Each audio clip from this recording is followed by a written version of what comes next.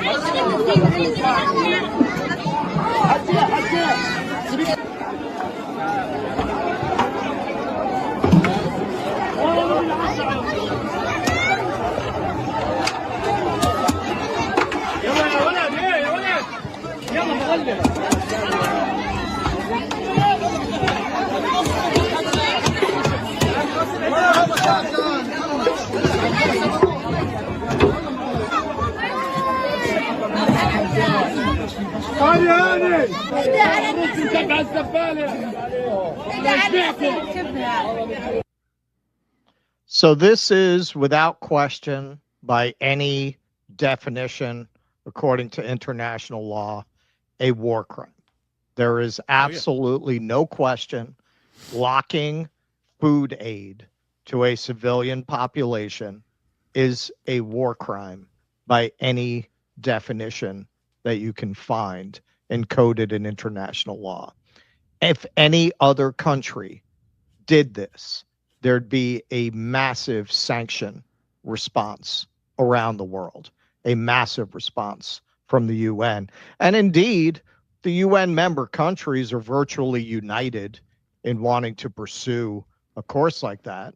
But because of the United States' position on the Security Council, it's impossible to hold Israel to account for its crimes.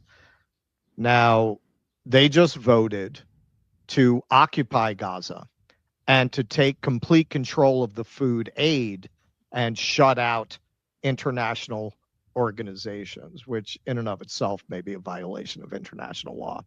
So Israel vows to escalate war with new plan to conquer Gaza. Here's Netanyahu very excited about it, and his absolutely psychopathic Treasury Secretary Smotrich giving away the game. Netanyahu tries to at least give some patina of concern for Palestinians, not Smotrich. So let's see. Last night, we stayed up late in the cabinet and decided on an intensified operation in Gaza. It was the chief of staff's recommendation to proceed, as he put it, toward the defeat of Hamas. And along the way, he believes this will also help us rescue the... He's talking fast. Israelis talk fast. You ever notice that? Yes. Along the way, he believes this will also help us rescue the hostages, and I agree with him. We are not letting go of this effort, and we will not give up on anyone. The Gazan population will be moved for its own protection. One thing must be clear, they will not get in and out. We will call up reserves to take over territory, then leave the territory, and then carry out raids from what remains. That's not the plan. That is not our intention. The intention is the opposite. So basically saying we're not going to do hit and run raids and leave the territory. We're going to go in and we're going to stay in once we're in there. So next is Smotrich. We are finally going to conquer Gaza. We are no longer afraid of the word occupation. We are conquering Gaza, clearing it out, and taking control of every area we enter. Finally, after a year and a half of that, I shout...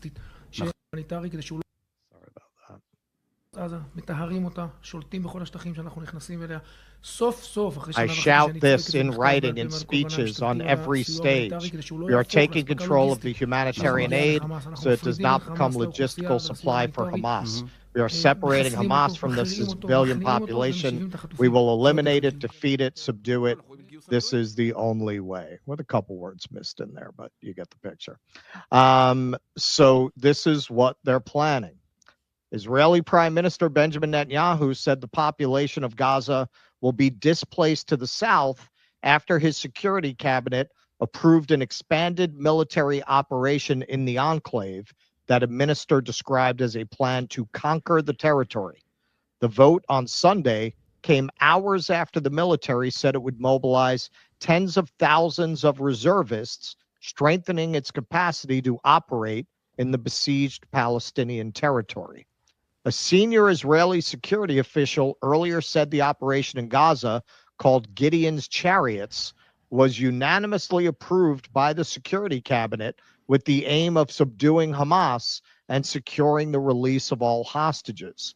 The plan would be implemented after U.S. President Donald Trump's visit to the Middle East next week to, quote, provide a window of opportunity for a hostage deal, the official added. If no hostage deal is reached, Operation Gideon's Chariots will begin with full force and will not stop until all its objectives are achieved. Spoiler, they'll do it either way. They'll come up with a pretext. Well, they're just not going to agree to a deal. That's what they've done. Well, they just won't, or even if they get one, they'll say the Hamas violated it. Yeah. They're going to do this. The plan then is to displace Gaza's entire population to the south of the enclave, following which the total blockade of humanitarian aid may be lifted, the official said, adding that the military will remain in every area it captures. In any temporary or permanent agreement, Israel will not evacuate the security buffer zone around Gaza, which is intended to protect Israeli communities and prevent arms smuggling to Hamas, the official said. Quote, we are on the eve of a major entry into Gaza based on the recommendation of the general staff, Netanyahu said in his video message, adding that military officials told him it was time to start the final moves. And actually, they avoided the translation, the final solution. Right. The UN raised concern with the latest expansion plan, saying it would lead to more civilians being killed.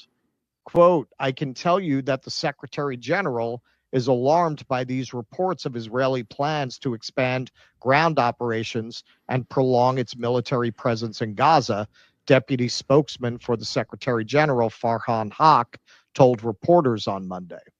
China also said Tuesday it was highly concerned about the developments.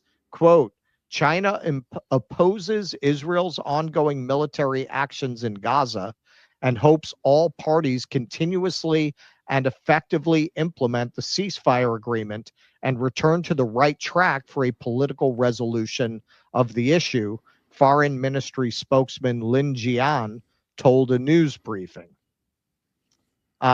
So this is the spokeswoman for the UN aid program who is on the ground in Gaza very bravely. She's released a lot of videos of the conditions there. And this is what she had to say about the proposal of Israel taking over the aid. That we were briefed on by the Israeli authorities. The plan that we were briefed on by the Israeli authorities looks to establish hubs through which aid would be delivered. This contravenes humanitarian principles, as this would basically shut down the existing aid delivery mechanism that already operates within the bounds of humanitarian principles.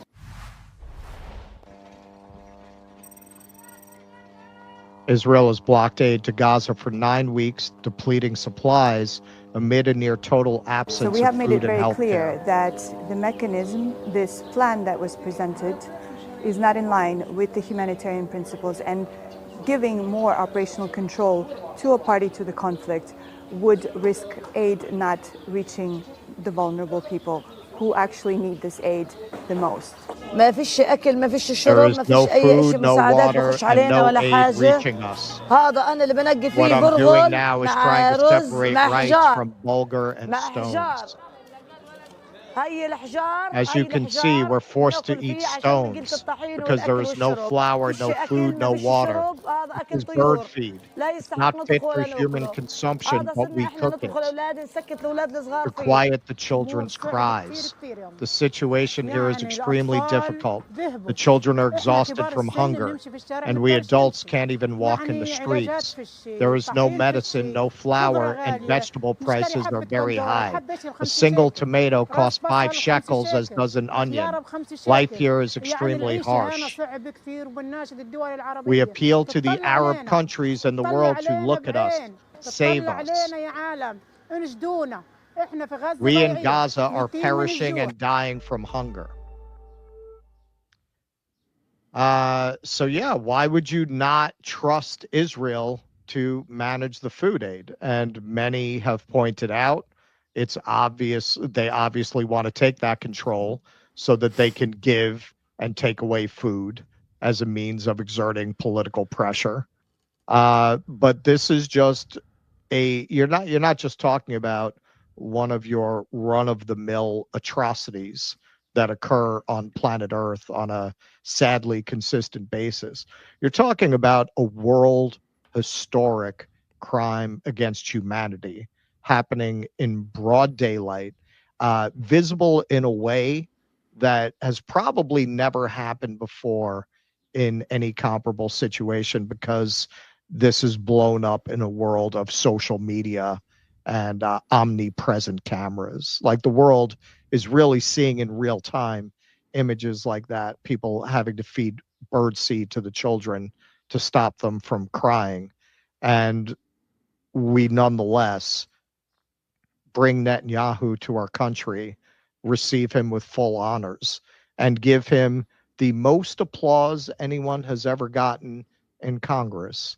And then the United States and the West more generally wants to stand up and talk about its values and its moral authority, and want to tell you about how you should be scared shitless of Russia and China, which, by the way, has been, not surprisingly, very good on this issue, particularly relative to the Western powers.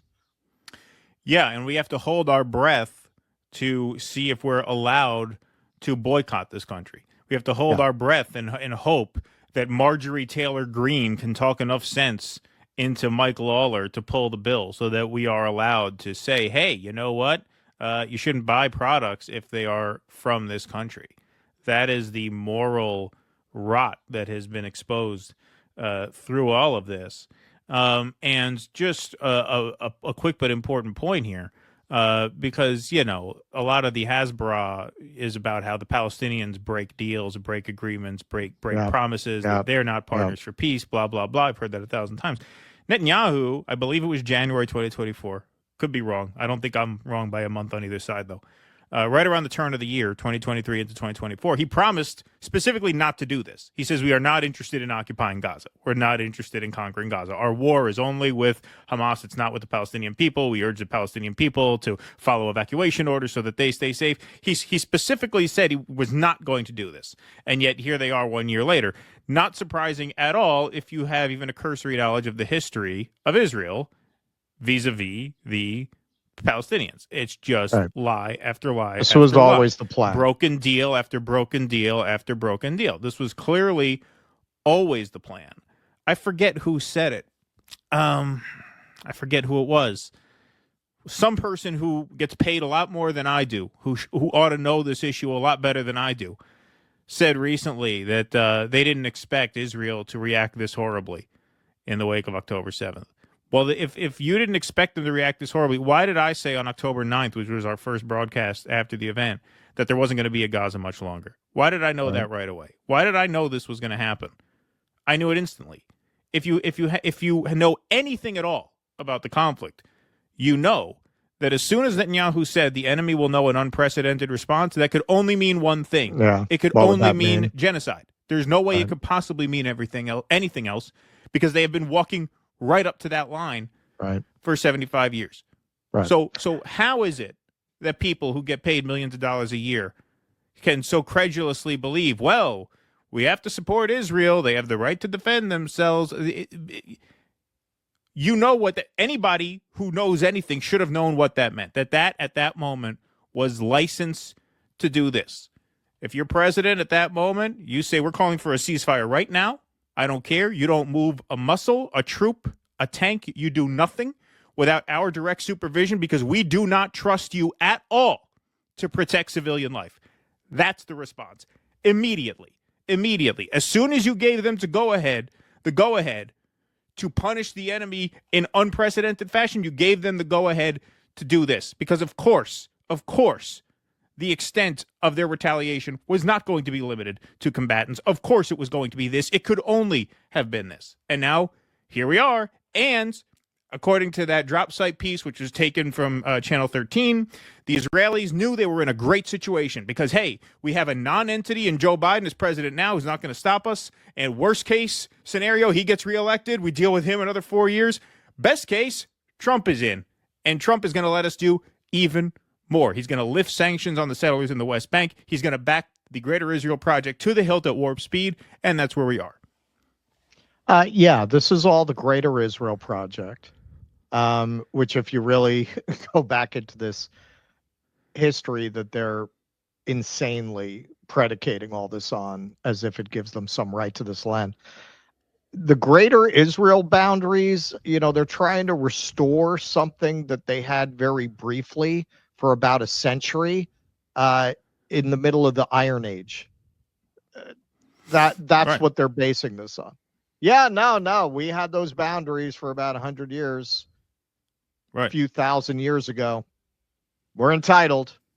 Yep. This is ours. It's insane.